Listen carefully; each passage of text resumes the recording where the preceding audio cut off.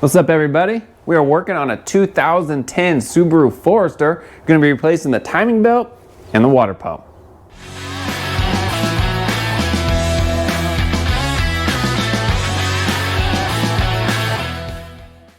So you can pretty much start by pulling off whatever. I'm going to start with these little covers here. We do eventually want to take this radiator fan out, so draining the coolant will be something that we want to do. The belts will have to come off. So just pick a spot and start taking it apart. So this has one bolt and then just a little grommet clip. So just pull it up. Same with this here, it has two clips in the front and then it pulls off. So the AC belt has to be replaced no matter what. But while we're at it, we're also going to replace the alternator and power steering pump belt. So we're just going to go ahead and cut those off. If you're saving the alternator belt, then you want to just unbolt this pivot bolt here, and then you have this adjuster here and it'll adjust down, and that'll give you slack to pull this belt off.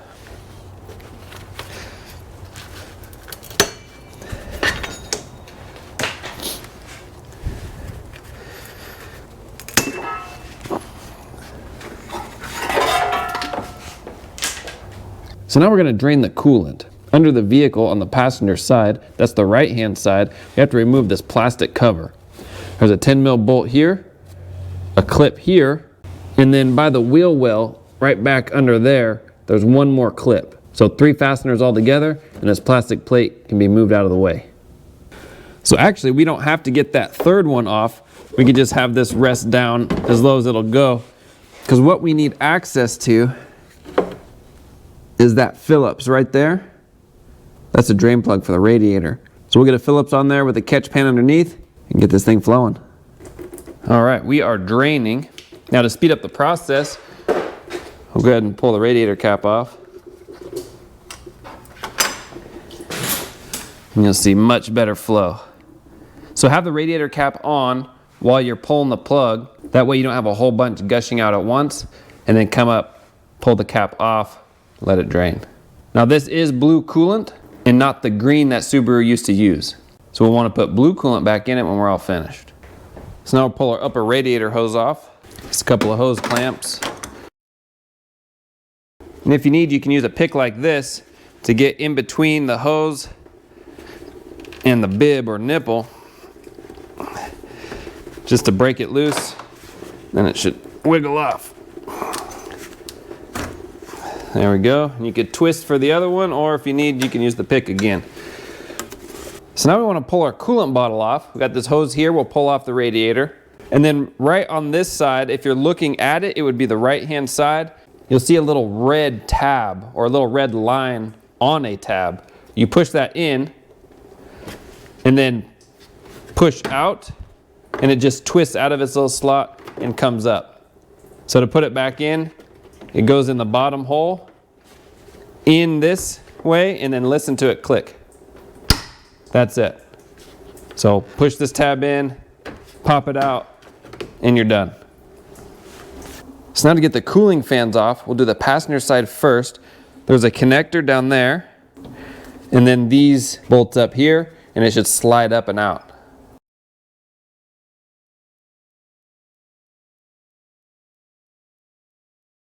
So I want to show you this connector's different. It's not a push down connector, but it's a pull up connector. So I don't know if you can see the face of it, but right here, you want to pull up. And that's on the side that stays to the fan housing or the fan shroud. So on that connector side, push up on that. Now we'll hop over and pull the other fan out. So now we want to get the crank pulley bolt loose. I've seen some crazy methods where you use the alternator belt, wrap it around this, and wedge it in. I've seen people break it off that way. I've seen them use a breaker bar, rest it on the frame, and then crank the engine over, which that was kind of nuts. And then I've seen people just remove the radiator, and you can get it with an impact. The method we're going to use is the Subaru preferred method. We're going to hold the crankshaft in place. Let me show you. Hopefully it'll focus. But you can see there's little drill holes in the crank pulley. Well, this tool is designed to go into those holes to hold the pulley, and it's a really long breaker bar. Let me show you how to set it up, and there'll be a link in the description if you want to use this method. You also may be able to rent these from the auto parts store. Not 100% sure about that, but it's possible. I thought I was recording. I hate when that happens. So this is the tool we're going to be using. In the kit, it's a 2-piece tool, has a donut, and then the main breaker bar. Then it comes with a set of bolts. The bolts will go through the breaker bar and screw into the donut, and then you'll just thread it all the way in until it's snug on the top, and then that'll create our studs on the end to go into those holes on the crank pulley.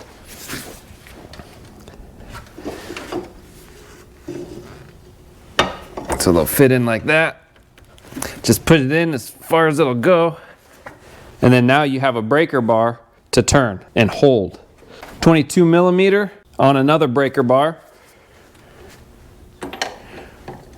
We'll put it on. Now I already loosened it up because I thought I was recording.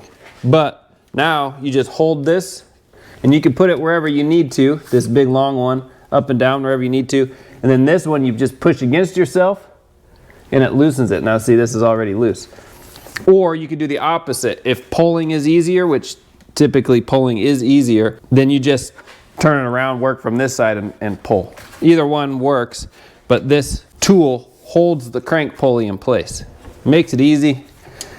And then for installation, it's really easy to torque it back down. All right, now that we know we can get the crank pulley bolt off, let's go ahead and set this bad boy to top dead center.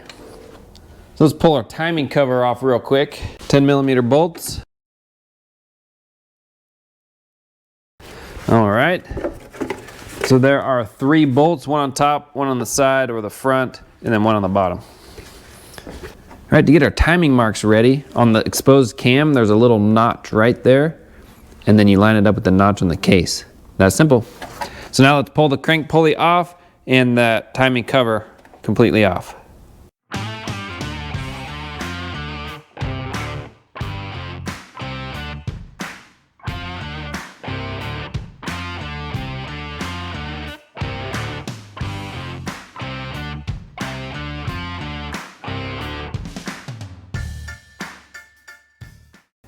All right, so if this was a manual transmission, the next step would be to pull your timing guide off, and it would be bolted into this stud and this stud right here, and it would just be a plate that went over the top. This is an automatic transmission, so we don't have that.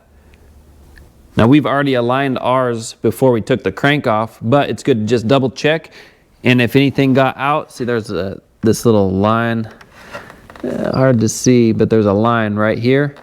And then that timing mark on the cam on this side. Make sure all those are lined up.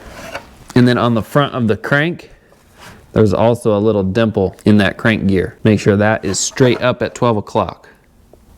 So now we want to pull out the 2 bottom pulleys. There's this geared pulley on the driver's side and a smooth pulley on the passenger side. 14 millimeter bolts. The smooth side comes off first.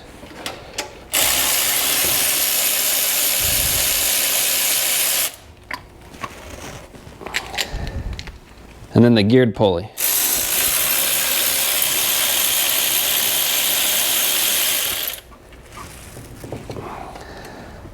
And now our timing belt is free to be removed. Now this tensioner is going to be replaced and this other pulley is going to be replaced as well. So we can go ahead and pull those off. So now we can pull the water pump off, which I recommend because we're in here already. And it's only a few extra steps. The water pump is right here. You want to take the thermostat housing off. There's a 10 millimeter bolt on the bottom, 10 millimeter bolt on the top, and that housing can come off. Now there may still be some coolant in there, so keep your drip pan underneath. We'll get that hose off as well, that smaller hose on the side, and we'll pull these bolts off.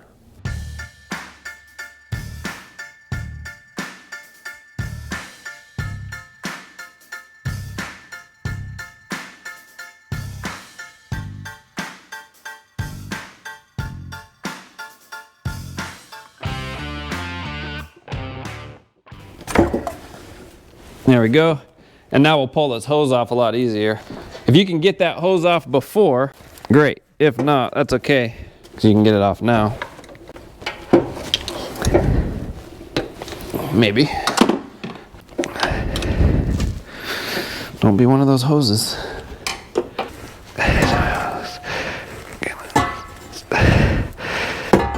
There we go. Just gave her the old twisteroo. The old gasket can come out. And that is it. From this point on, it's installation. All right, teardown is complete. I'm gonna run, grab some lunch, come back, We'll slap this thing back together. All right, we are back from lunch. We're gonna go ahead, start with the water pump, putting that back on, and then the tensioner pulley and the idler pulley on top. Then we can start putting the belt on.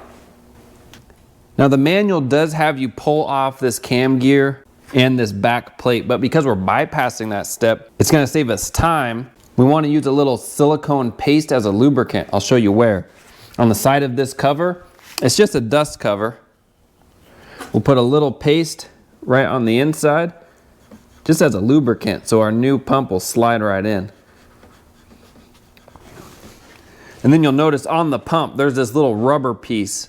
So we'll put a little silicone lubricant on this, and then a little silicone lubricant on the side where that rubber piece here will mate up against. We're saving a lot of time by doing it this way.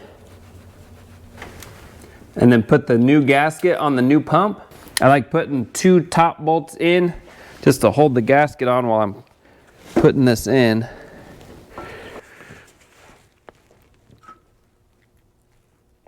There we go. Just get one of these bolts started. Wiggle the pump around if you have to. You always want to start these bolts by hand. You may be tempted to put your power tool to it and hopefully it'll catch threads, but that's a quick way to cross thread these because it's so tight of a fit.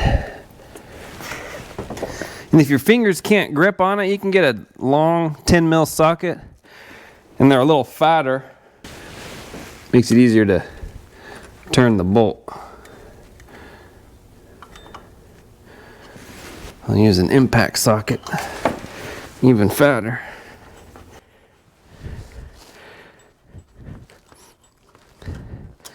As it starts to thread in, you know you have it. So the sequence of tightening is you see this top one, and to the right or clockwise is this recessed one. That's number 1. So the recessed one, and then go counterclockwise. 1, 2, 3, 4, 5, 6 at 9 foot-pounds, and then do it one more time at 9 foot-pounds, just to confirm.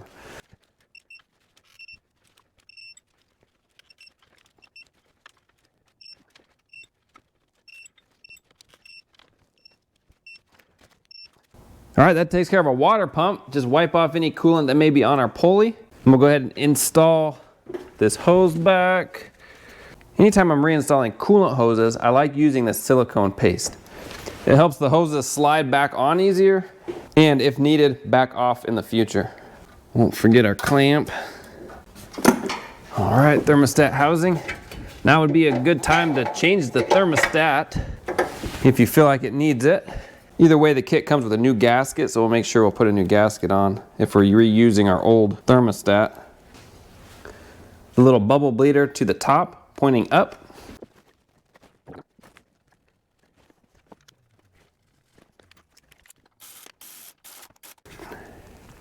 Good and snug, doesn't have to be crazy tight. All right, I'll reset you up and we'll put our tensioner pulley on and our upper idler. Oh man, again, I thought I was recording. All I did was put the tensioner pulley on and the idler pulley up top. Those are torqued to 29 foot-pounds. So you want the timing belt words so you can read them naturally as you're looking at the engine. And then it comes with marks to line up on your cam pulleys.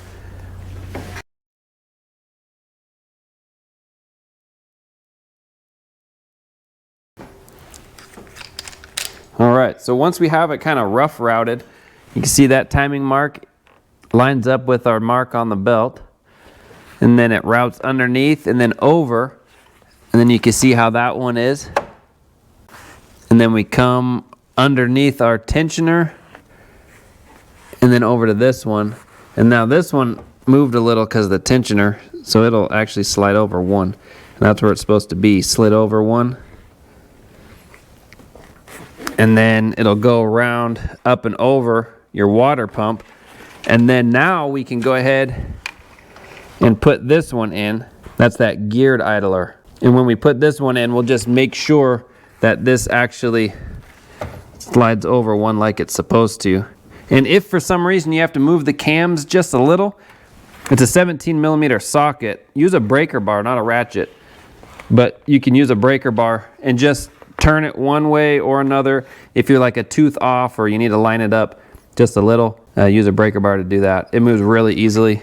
Same with on the other side. The reason why you don't use a ratchet is because you can turn it and then it'll kick and your ratchet won't stop it. But a breaker bar is just a solid piece. You can stop it yourself with your muscles. All right, so let me put that one on. And then once that geared one's on, then we can put this smooth bottom idler on and then just double check our marks, and then we'll pull the grenade on the tensioner.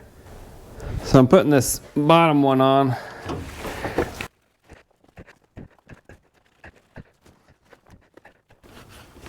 Okay. So that one is really hard to get in.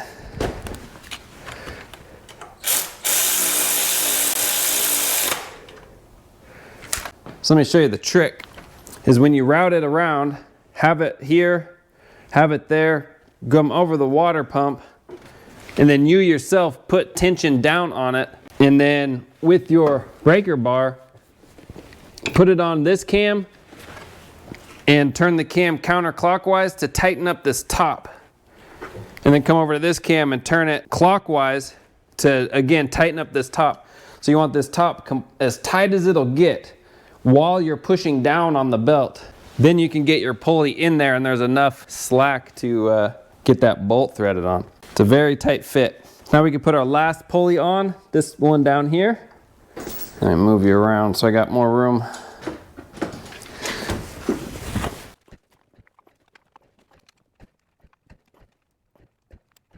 All right.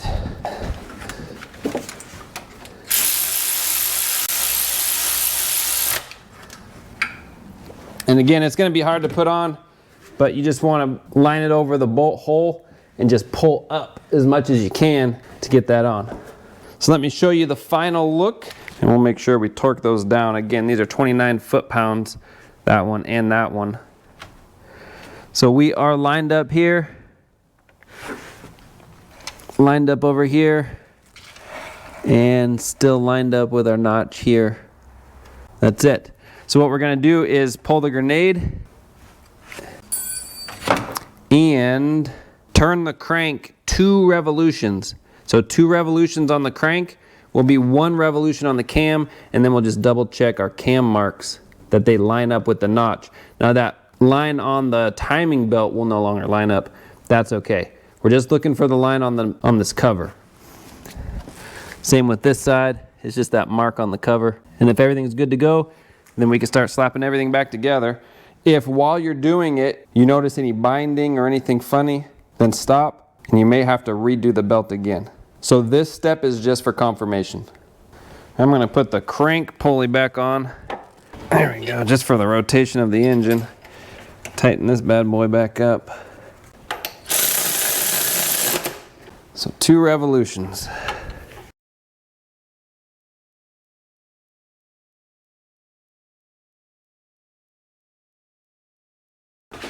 All right, let's look at the marks. So that one lines up with our mark. Come down, this one, straight up and down. And then this one lines up with our mark. So we are good to go. Now let's start slapping everything back together. Before we put our covers on, let's fill it up with some coolant. And just make sure our water pump's not leaking. Having one of these funnels is pretty nice, especially for bleeding the cooling system. Make sure your radiator drain plug is put back in. You don't have to fill it all the way up. Just enough to know if our water pump's leaking. Imagine that would be enough. Almost half a gallon. Let's watch for any drips. All right, I say we're good. Let's put this cover back on, high speed.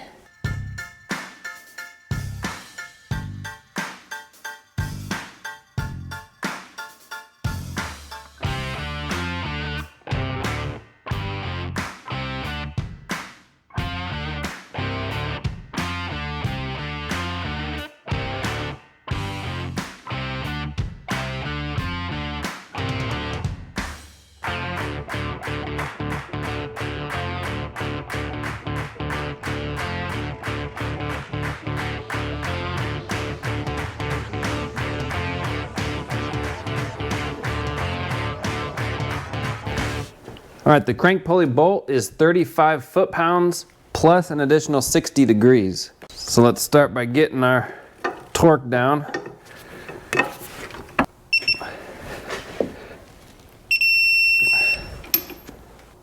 So on your socket, that corner to that corner is about 60 degrees when it's turned.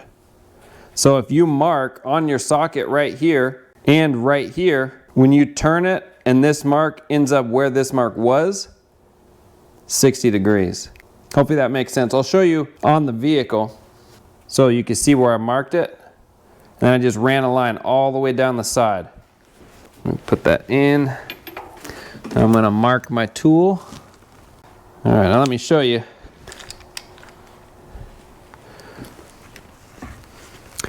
So I have the two marks on my socket.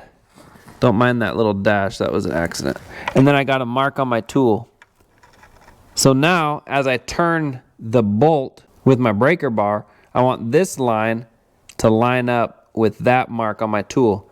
That'll be my extra 60 degrees. So now you can see this mark is now lined up with that. When it started off with this mark lined up, now this mark's lined up. We have our 60, so we can pull this off and put our belts on. This is the last special tool you're going to need for putting the AC belt on. This little tool here. So we'll put this on like that. Then we'll put our tool on. It's angled so this little piece goes in the bottom hole and then it gets bolted into the top hole.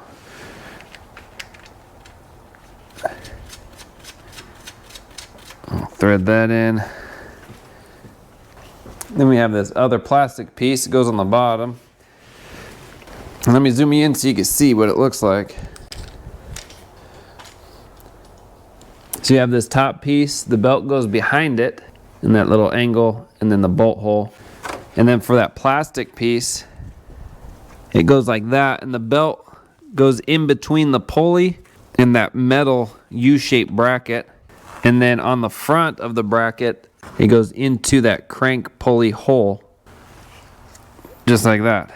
So now we're gonna hold this with our finger while turning the crank clockwise. And that'll force the belt up and over the crank pulley.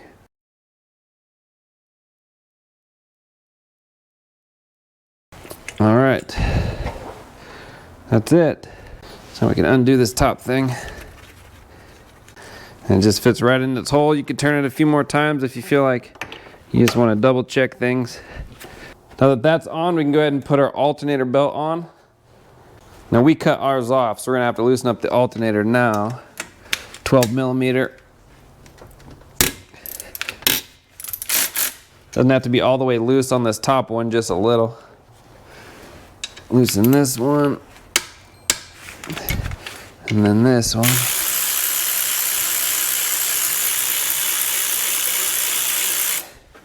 There we go. That should slide down. We'll get our new belt over the crank first, then the power steering pump, and then the alternator. Make sure it's all in its grooves. I'll tighten this one down.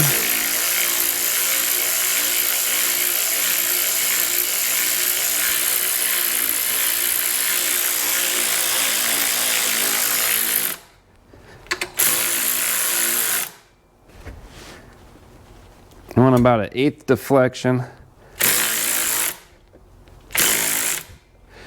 The thing with these is new belts are stiff. After you drive it for a while, it might loosen up. And you can always just come back and give it a little more tightening, especially if it starts to squeak. Then definitely come back, loosen these up, tighten this a little more, and then tighten these back down. All right, feels good. Tighten these down.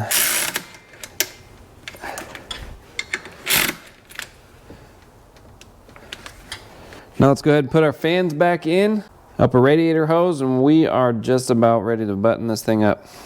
Now remember, the one that had the clip for the coolant reservoir, that goes on the driver's side. Slide that in. Don't forget our transmission lines.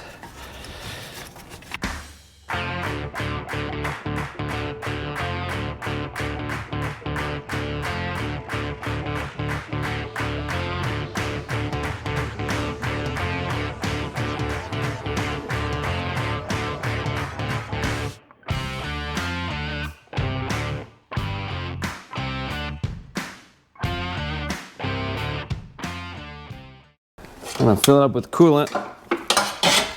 We could put that little plastic shield underneath back up with that 10mm bolt and that clip. Got this too. And this. I'm gonna throw the whole gallon in here. All right, well that's burping. I'm gonna go ahead and clean up a little and then we'll fire this thing up. All right, there we go. Let's go ahead and start it up. Moment of truth.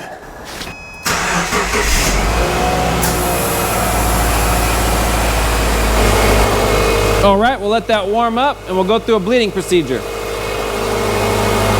All right, bleeding procedure. We want the heat on, full blast, and I like to feel it out of here so I know that the heater core is getting coolant running through it.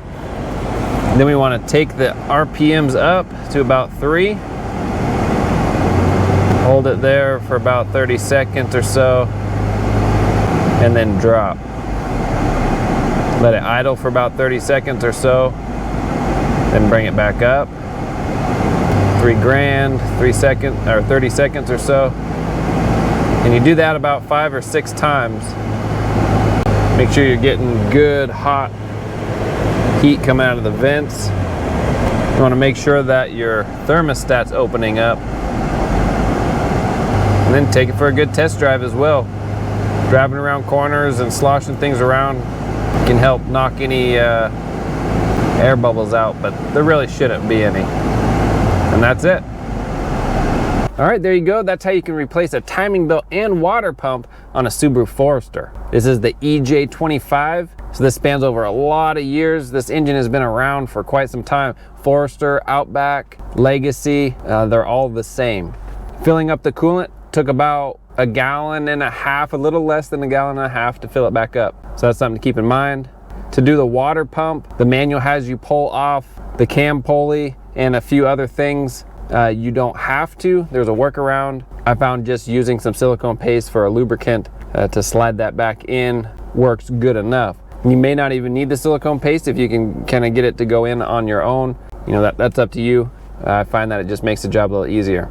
Now, as far as putting the belt on itself, I was following the manual and it had you put those 2 lower, the gear idler and the smooth idler on last, but I think you can put that gear idler on before the belt because that was the one I was struggling with. And then they give you that little tool for that smooth pulley on the top.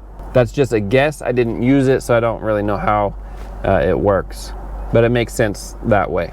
But either way works, doesn't matter. More than one way to get that belt on, just as long as it lines up in all its places. Other than that, I do believe that crank pulley bolt did have some Loctite on it. I'm not 100% sure, but it did kind of look maybe like it did. So that might be what that tube is for the crank pulley. Again, there was no explanation of whether to use it or what to use it on. And the manual doesn't say anything about putting it on. Even the crank pulley, it doesn't say anything about using Loctite. So I'll leave that up to you. Bouncing around. I think that's it. There's plenty of videos out there on doing this. So if mine isn't detailed enough or whatever, there's lots of other people out there that do these. So they may be more proficient than me. But anyway, thanks for watching. It was fun filming. Hope you enjoyed it. Like, subscribe. We'll see you on the next one.